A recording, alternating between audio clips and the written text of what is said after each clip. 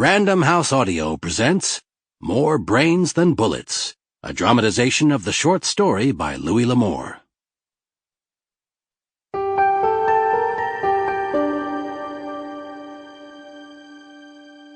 I tell you, Tom, he isn't going to notice a thing. I'm not so sure about that. Oh, come on. You own the damn bank. Everyone trusts you. I'm not going to give you any more paper until I know for sure that the old guy isn't onto you. But I need more money now. Nothing doing, Yerby. You know, you should be thanking me for being careful instead of bellyaching. You could do some serious time. You're the one who's printing the stuff. We can't afford any mistakes, and this Farrago business is a big one. I had no choice. I need horseflesh, Lindsay. You want me to get the cattle to market, don't you? The sooner the better, too. Only you weren't supposed to do business with anyone even close to Maravillas. Steve Farrago is the only person within 500 miles of here with anything like the number of horses I need. Then you should have looked further away.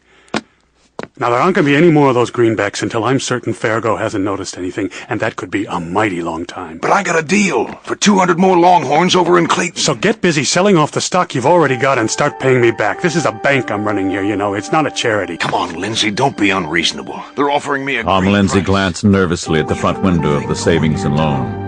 He had pulled the heavy green shade down when he closed the bank on Saturday afternoon. It was still down, but around its edges, dawn was turning the sky a soft blue.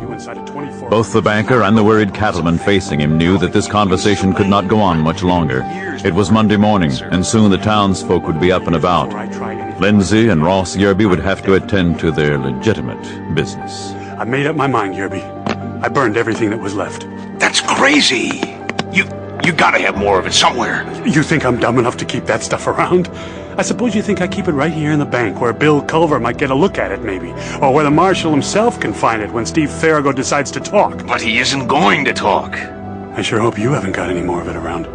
I wouldn't be asking you for more if I did. Well, you're wasting your time because I haven't got it. And for your information, I got rid of the plates as well. What? If anybody comes snooping around, Ross, the trail is going to stop dead right at your doorstep. You son of a bitch! Oh, you understood the deal, okay? I gave you the money. You get to keep half of everything you make with it. Do you think I'm going to run protection for you as well? You're it now, buddy. You're lying. Oh, take it easy, Ross. Get your hands off me. Yerby! I'll teach you to double-cross me. You broke our agreement. I need $10,000, Lindsay. If you haven't got any more fake greenbacks, you can just give me some real money. You must have plenty of that. Get out of here.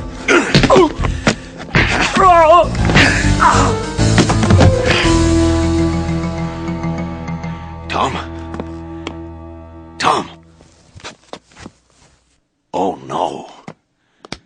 Sweet Lord, what did I do? Tom? I didn't mean to do this. Ross Yerby looked in disbelief at the motionless figure on the floor. The banker's head had struck the corner of the safe as he had fallen. Yerby could plainly see that the man was dead. I sure can't report what happened, though, can I? He tried to think clearly. He had to get out of the bank as quickly as possible. But then he thought, what if he were to confuse things a bit first? Perhaps he should make it look like a robbery. If the body was lying there, say like... Yerby moved the body away from the safe. It left a trail of blood on the floor, but he couldn't help that now. He patted the banker's pockets until he found what he wanted. Right. He noticed his hands were trembling as he tried each key in the lock on the safe until, finally, it opened. It looks good. And plenty of it, too. Yerby looked around and found some canvas bags stacked on the desk where the bank teller, Bill Culver, usually sat. This ought to do. He wasted no time stuffing two of them full with all of the cash in the safe. Finally, he stood up and looked over the scene. You should have loaned me the money, old friend. It would have been a whole lot better for the both of us. Yerby started to turn toward the back door when something caught his eye. Well, now. Tom Lindsay's keys were still dangling from the open door of the safe. Wait just a minute. Swinging the two bags of money onto his left shoulder, Ross Yerby bent down and closed the door of the safe. Then he removed the keys and put them back into Tom Lindsay's pocket. There you are. All right, Wills. Now let's see you figure out what happened. Ross Yerby turned and headed out the back door, leaving it closed, but unlocked behind him. The sun was already up, and he could hear sounds of activity starting up over on Main Street.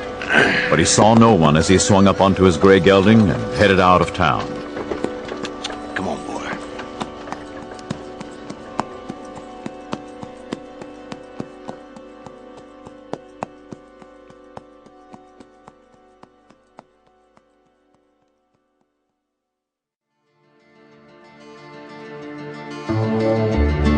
It was early Tuesday afternoon when a Texas Ranger rode into Maravillas.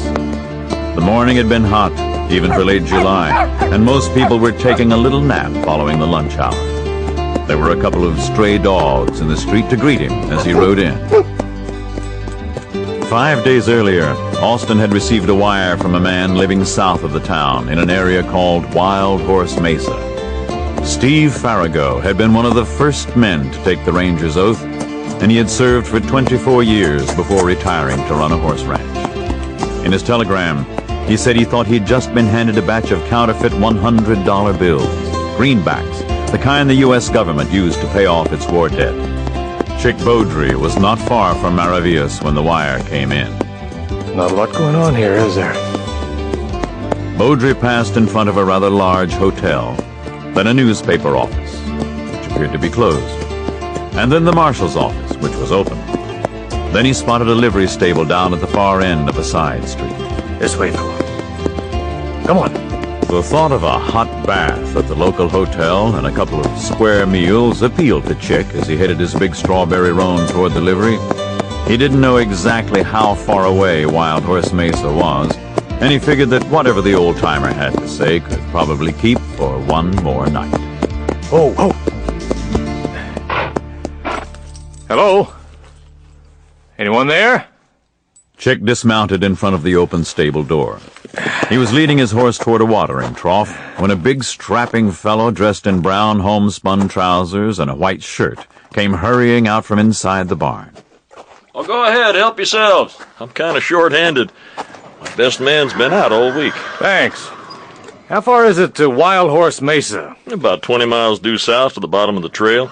It's 2 more from there to the top, but it's mighty slow going. Well, then I guess I'll stay in town. Board's 5 cents a night. 3 cents more and I'll brush 'em for you. Fine, but I'll do the grooming. He doesn't take to strangers much. If you say so. How long you think you'll be staying? A night or two at the most. Depends on how my business goes. Chick began untying the pack and the saddlebags from behind the horse's saddle. The livery owner glanced down at the pair of 6-guns he was wearing. What kind of business you in, Mr. Bowdrie. Chick Bowdrie. I'm a Texas Ranger. A ranger, huh? Well, Marshal Kennedy must be awfully upset to have called you in. Is there trouble up on Wild Horse Mesa, too? I was sent this way in order to take a deposition from a former ranger who lives there. A man named Steve Farago. You know him? Sure I do. I bought horses from Steve on several occasions. He's one of the best breeders in these parts. A good man, too. What kind of trouble were you thinking of? Is something going on around here? You haven't heard about Tom Lindsay over at the bank? No, I haven't. What happened? Well, he was killed sometime over the weekend. Josh Clancy found the body yesterday morning when the bank didn't open. Robbery? That's the way it looked. Marshal Kennedy thinks he knows who did it. Oh? Yeah, the banker's assistant, a young fellow by the name of Bill Culver. I guess I'd better stop by the marshal's office. Thanks for looking after my pal here. Well, pleased to be of service. I'll let you know if he gives me any trouble. You just mind he doesn't take a piece of your shoulder. Chick had been looking forward to relaxing a bit when he decided to spend the night in Maravillas. McNally's orders had said to stop and talk to Farago if he got a chance. That didn't make it sound too urgent. But now, something inside him, his ranger's sixth sense, told Bowdrie that he wasn't going to get any rest in this town.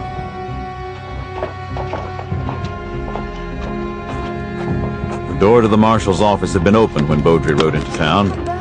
When he reached Main Street, it was closed. He thought he heard voices inside, so he knocked and waited. Well, I hope you are. Come in. Marshal, excuse me. Sample complete. Ready to continue?